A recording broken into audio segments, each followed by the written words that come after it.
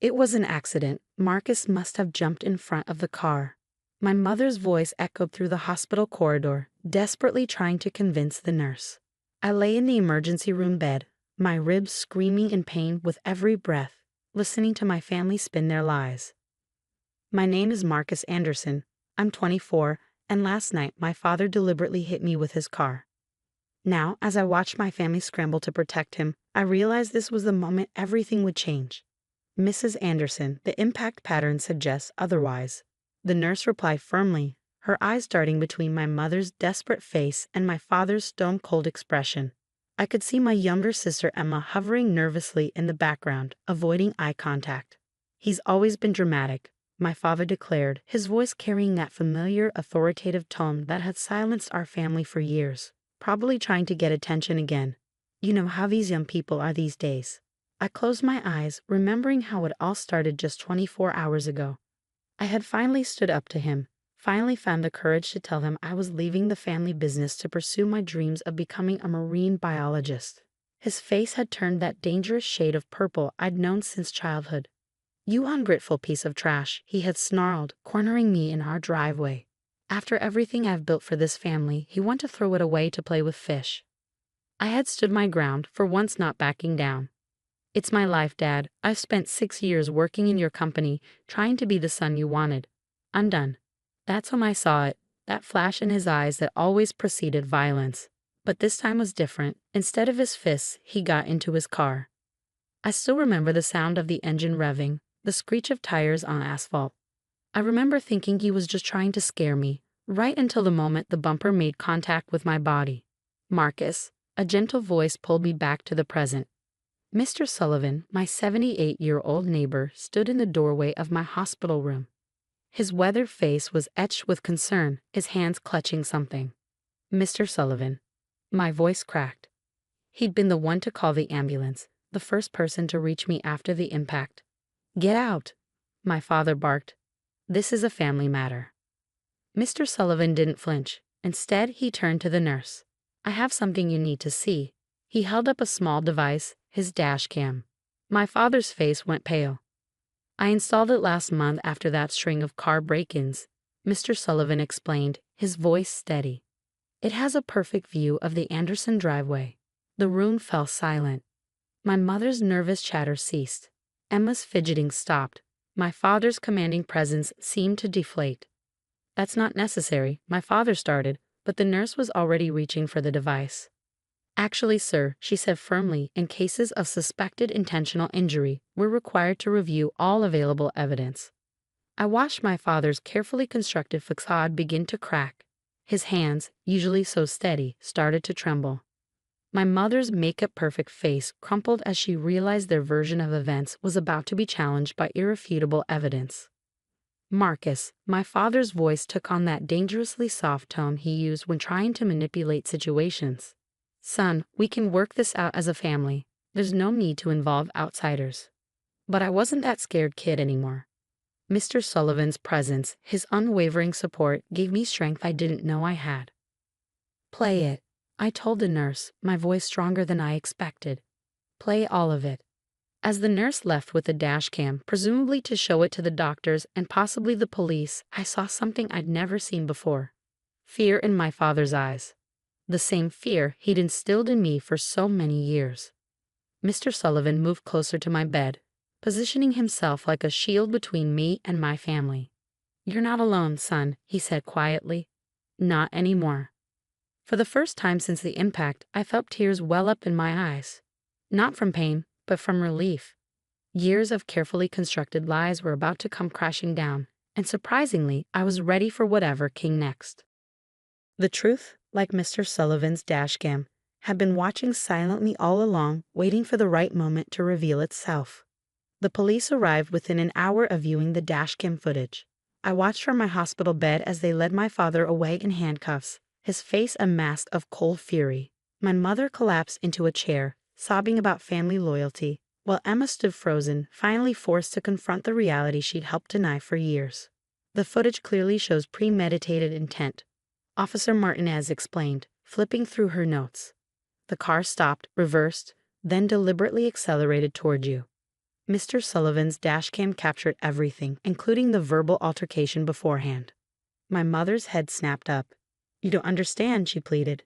Marcus provoked him. He threatened to destroy everything we built. By pursuing an education. Mr. Sullivan interrupted sharply. "I heard everything, Diana. Your son said he wanted to be a marine biologist. That's hardly a family crisis worthy of attempted vehicular homicide." The doctor returned with my x-rays, pointing out the 3 broken ribs, severe bruising, and minor internal bleeding. Each injury she described seemed to chip away at my mother's defensive wall. "We'll need to keep you for observation for at least 3 days, the doctor explained. "The impact could have caused complications we haven't detected yet." As she spoke, I noticed Emma edging closer to my bed. Her face had lost its usual confident mask, replaced by something that looked almost like guilt. "Marcus," she whispered when the doctor left. I'm sorry. I should have said something years ago." "Years ago." Officer Martinez's attention shifted to my sister. "Has there been previous violence?" Emma's eyes darted to our mother, who was shaking her head frantically. For a moment, I thought Emma would retreat back into denial. But something had changed. "Dad's been violent since we were kids," she said, her voice trembling. "But never with a car before. Usually it was just his fists. Mom always covered for him, taught us to cover for him too. Said it would ruin the family if anyone knew." Officer Martinez's pen moved quickly across her notepad. My mother had stopped crying, her face now twisted with anger. "How dare you?" she hissed to Emma. "After everything we've done for you. Everything you've done." Mr. Sullivan's voice cut through the room like steel. "I've watched for 15 years as you've covered up that man's violence. Heard the shouting, seen the bruises. I kept quiet, convinced myself it wasn't my place. Well, not anymore." He pulled out his phone, scrolling through what looked like a photo gallery. "I've documented everything I've witnessed since moving next door. Dates, times, photographs of injuries I've observed. I may be old, but I know how to use a smartphone." The color drained from my mother's face. Our family's carefully constructed facade was crumbling, and she was losing control of the narrative she'd maintained for decades. "You can't do this," she whispered. "We're respected in this community. William's business." "We'll survive without him," I interrupted, finding strength in the support surrounding me. "The company has a board of directors. They'll distance themselves from him as soon as this goes public." Emma moved closer, taking my hand. It was the first genuine gesture of support she'd shown in years. "I'll testify," she said quietly, "about everything. No more covering up." Officer Martinez nodded approvingly. "We'll need formal statements from both of you. Mr. Sullivan, your documentation will be invaluable to the case." My mother stood up suddenly, her chair scraping against the floor. "You'll regret this," she said, but her voice lacked its usual authority. "All of you. This family isn't a family," I finished for her. "It's a prison. And we're breaking out." She stormed out, her heels clicking down the hospital corridor. Emma watched her go, then turned back to me with tears in her eyes. "What happens now?" she asked. "Now," Mr. Sullivan said gently, "you both get to live your lives without fear. And Marcus," he turned to me with a smile, "you get to study those fish." For the first time since the incident, I felt myself smile. The pain in my ribs was still intense, but another kind of pain, one I'd carried for years, was finally beginning to lift. Officer Martinez finished taking our initial statements, promising to return tomorrow for more detailed interviews. As she left, she paused at the door. "You're very brave," she said. "Both of you. And Mr. Sullivan, the community needs more people like you." The old man blushed, waving off the compliment, but I could see the pride in his eyes. He'd done what so many others hadn't. He'd stood up, spoken out, and saved someone in the process. As the night settled in, Emma curled up in the chair beside my bed, unwilling to go home. Mr. Sullivan insisted on staying too, saying he'd grown too old to sleep much anyway. For the first time in my life, I felt truly protected, truly safe. The truth had finally broken free, captured forever on a neighbor's dash cam and in the brave hearts of those who refused to stay silent. 6 months later, I stood at the edge of a research vessel, watching the sun rise over the Pacific Ocean. My marine biology graduate program had accepted me for their winter research expedition, studying whale migration patterns. The salty air stunned my healing ribs, but the pain was a reminder of how far I'd come. The trial had concluded last month. My father was sentenced to 7 years for attempted murder and previous domestic abuse charges. Emma's testimony, combined with Mr. Sullivan's years of documentation and the dashcam footage, had made the case airtight. My mother, unable to face the community's judgment, had moved to Arizona to live with her sister. "Hey, Marcus," called Dr. Harrison, my research supervisor. "The hydrophone's picking up some interesting sounds. Want to take a listen?" I smiled, making my way carefully across the deck. This was my life now, studying marine ecosystems, contributing to scientific research, living without fear. My phone buzzed in my pocket, a message from Emma. "Guess what? Got accepted to law school. Going to specialize in domestic violence cases. You inspired me, big brother." My eyes welled up as I typed a reply. Emma had transformed over these months, channeling her guilt into action. She'd moved in with our Aunt Martha, started therapy, and decided to use her experience to help others escape abusive situations. Another message popped up, this one from Mr. Sullivan. "Check your email when you can. Sent you pictures of the garden. Those seeds you recommended are flourishing." The old man had become family in every way that mattered. He turned his front yard into a marine-themed garden, complete with blue flowers and water features, saying it was his way of supporting my dreams. Every Sunday, he and Emma had dinner together, keeping each other company while I was at sea. "Marcus," Dr. Harrison called again. "You've got to hear this." I put on the headphones she offered, listening to the haunting songs of humpback whales. These magnificent creatures, communicating across vast distances, reminded me of how far my own voice had carried once I found the courage to use it. The criminal investigation had revealed more than just my father's violence. Financial audits of his company uncovered years of fraud and embezzlement. The board of directors, as I predicted, had quickly distanced themselves, restructuring the company under new leadership. Some of our former family friends had shown their true colors, choosing to believe my mother's claims of family betrayal.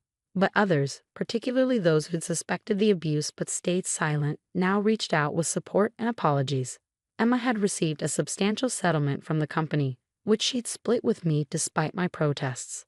"Use it for your research," she'd insisted. "I want your dreams to help pay for mine."